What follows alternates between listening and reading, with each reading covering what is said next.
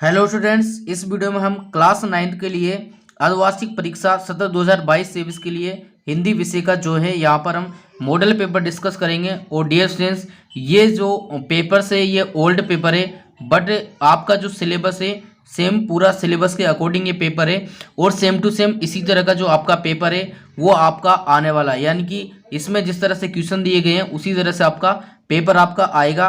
तो यहाँ पर देखिए, आप इन जो क्वेश्चन है इनको आप तैयारी कर सकते हैं। तो ये भी आपके लिए एक तरह से मॉडल पेपर है और इम्पोर्टेंट पेपर भी रहेगा।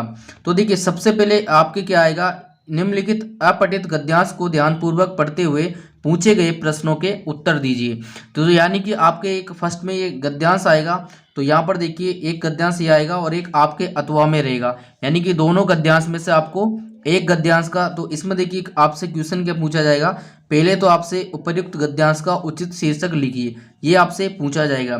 तो यहाँ पर देखिए डियर स्टूडेंट्स, मैं आपको केवल ये मॉडल पेपर समझा रहा हूँ, आप इनका जो सॉल्यूशन है वो हम अगले वीडियो में जो है आपको बताएंगे कि कौन कौन से जो है आपके गद्यांश इंपॉर्टेंट है और कौन कौन से जो निबंध है वो इम्पोर्टेंट है। इसमें केवल हम पेपर पैटर्न की बात करेंगे कि पेपर आपका किस तरह का जो है आने वाला है। इससे पहले हम इंग्लिश का पेपर बता चुके हैं, अगर आपने वो वीडियो नहीं देखा तो आप वो जाकर वीडियो देख सकते हैं। तो देखिए, पहले नंबर पर आपको क्या आएगा, एक अपठित गद्यांश आएगा, दो अपठित गद्यांश आएंगे, उन दोनों में से आपको कोई सा भी जो है गद्यांश कर लेना है।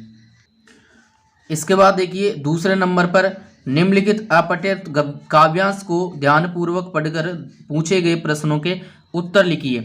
यानी कि अब दूसरे नंबर पर दूसरे क्वेश्चन में आपसे अपठित काव्यांश जो है पूछा जाएगा और इसमें भी एक शीर्षक आपसे पूछा जाएगा।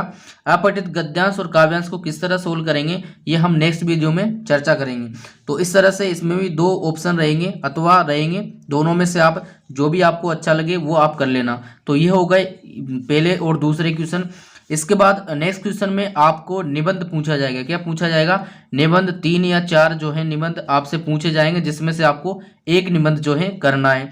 तो यहाँ पर देखिए, जो निबंध इसमें आ रहे हैं ये मोस्ट इंपोर्टेंट निबंध है, तो आप इनको जरूर तैयार कर लें। तो देखिए, पहला निबंध क्या है यहाँ पर, इंटरनेट वरदान या अभिशाप। तो ये इंटरनेट का निबंध है, जिसमें देखिए जो टॉपिक्स दे रखे हैं इनको हमें यूज करते हुए जो है यहाँ पर हमें निबंध लिखना है। तो पहले प्रस्तावना है, फिर इंटरनेट एक वरदान है और इंटरनेट एक अभिशाप है। इसके बाद इंटरनेट संचार क्रांति के रूप में और उपसंहार। इसके बाद देखिए यहाँ पर 3 और है, पहला दूसरा है जनसंख्या वृद्धि, तीसरा है भारतीय नारी और चौथा है बाल विवाह। तो यहाँ पर देखिए 4 जो निबंध बताए गए इसमें से आपको केवल एक ही निबंध जो है आपको करना है। तो ये आपके इंपोर्टेंट निबंध है, आप इनको जरूर कर लें और इसके अलग से हम वीडियो भी बनाएंगे, तो उसको भी आप जरूर देखना। इसके बाद देखिए नेक्स्ट क्वेश्चन में आपसे पत्र पूछा जाएगा। तो यहाँ पर देखिए, स्वयं को राजकीय उच्च माध्यमिक विद्यालय देशनोक बीकानेर की कक्षा 9वीं की छात्रा हर्षिता वर्मा मानते हुए अपने संस्था प्रधान को एक प्रार्थना पत्र लिखिए, जिसमें गणित, अंग्रेजी व विज्ञान विषय की अतिरिक्त कक्षाएं लगवाने का अनुरोध किया गया हो। या सतीश कुमार व सब्जी विक्रेता के मध्य सब्जी खरीदते समय हुए वार्तालाप को एक संवाद के रूप में लिखिए। यानी कि एक आपका प्रार्थना पत्र या पत्र और एक आपका संवाद, दोनों में से आपको एक क्वेश्चन करना है। तो ये क्वेश्चंस भी आपके लिए जो है इम्पोर्टेंट है। इसके बाद देखिए, इसके बाद व्याकरण के क्वेश्चन आएंगे। व्याकरण के टॉपिक में आपको बता चुके हैं। तो देखिए, व्याकरण से संबंधित निम्न प्रश्नों के उत्तर लिखिए। ये से आ गया, विशेषण की परिभाषा प्रकार, परसर किसे कहते हैं उदाहरण सहित स्पष्ट कीजिए। सरल व संयुक्त वाक्य की परिभाषा उदाहरण सहित लिखिए। कमल व बादल के पर्यायवाची शब्द लिखिए और दो ऐसे मुहावरे देखिए जिनके आंख व कान शब्द का प्रयोग किया गया हो। तो इस तरह से ये आपके व्याकरण के क्वेश्चन हैं। इसके बाद देखिए, ये निम्नलिखित पठित काव्यांश, यानी कि पठित काव्यांश का मतलब क्या हुआ, ये आपकी किताब से जो है ये काव्यांश लिया जाएगा। तो आपकी किताब में जो भी काव्यांश वाले पार्ट हैं उनको आप जरूर पढ़ें, तो ये उसमें से लिया गया है। और इसके बाद ये देखिए पूछा है, उपयुक्त काव्यांश के रचनाकार कौन है।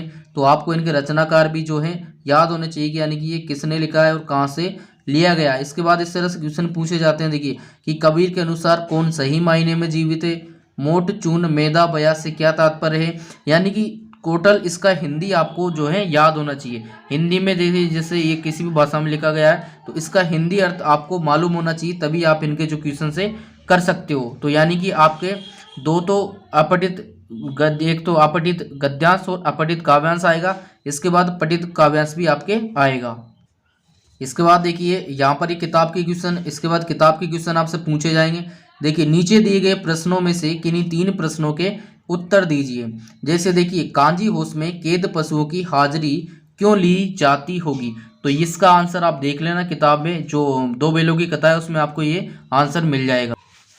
इसके बाद देखिए नेक्स्ट क्वेश्चन है, लेखक के मार्ग में अपने साथियों से किस प्रकार बिछड़ गया, किस घटना ने सालिम अली के जीवन की दिशा बदलकर उन्हें प्रगति प्रेमी बना दिया, और लेखिका उर्दू फारसी क्यों नहीं सीख पाई, गुरुदेव ने शांति निकेतन को छोड़ कहीं और रहने का मन क्यों बनाया। तो ये 5 क्वेश्चन, इसमें से केवल 3 ही क्वेश्चन करने हैं।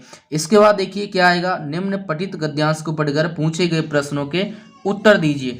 तो देखिए ये भी आपकी किताब से लिया गया है, यानी कि जो गद्यांश है तो इस तरह से देखिए 2 तो आपके गद्यांश आएंगे और 2 आपके पद्यांश आएंगे, यानी कि काव्यांश। तो एक गद्यांश अपठित रहेगा और एक आपकी किताब से रहेगा, तो ये आपकी किताब से लिया गया है। तो देखिए उपयुक्त गद्यांश से संबंधित अध्याय का नाम लिखिए। तो देखिए यहाँ पर अध्याय का नाम पूछ लिया, तो इस तरह से आपको ये याद होना चाहिए कि ये किस अध्याय से जो है क्वेश्चंस लिया गया है या गद्यांश लिया गया है।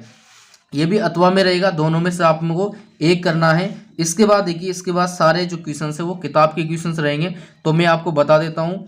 देखिए पहला क्वेश्चन है यहाँ पर, ब्रजभूमि के प्रति कवि का प्रेम किन किन रूपों में अभिव्यक्त हुआ है। अगला है, किस शासन की तुलना तम के प्रभाव से की गई और क्यों, कवि ने गांव को हरता जन क्यों कहा है, मेघ रूपी मेहमान। तो इस तरह से आप ये क्वेश्चन पढ़ लेना, आपको दिख रहे होंगे, वीडियो स्किप करके आप इनको पढ़ लेना। और यहाँ पर देखिए अब मैंने आपको ये पूरा जो पेपर है हिंदी का वो बता दिया है। सेम टू सेम आपका पेपर इसी तरह का आने वाला है, क्वेश्चंस चेंज हो सकते हैं लेकिन पेपर में आपको इसी तरह की जो चीज़ें हैं वो आने वाली हैं। तो डियर स्टूडेंट्स, अगर इसके बाद भी आपको कोई डाउट रहता है इस पेपर से संबंधित, तो आप हमें कमेंट सेक्शन में कमेंट करें, हम उसका रिप्लाई जो है ज़रूर करेंगे।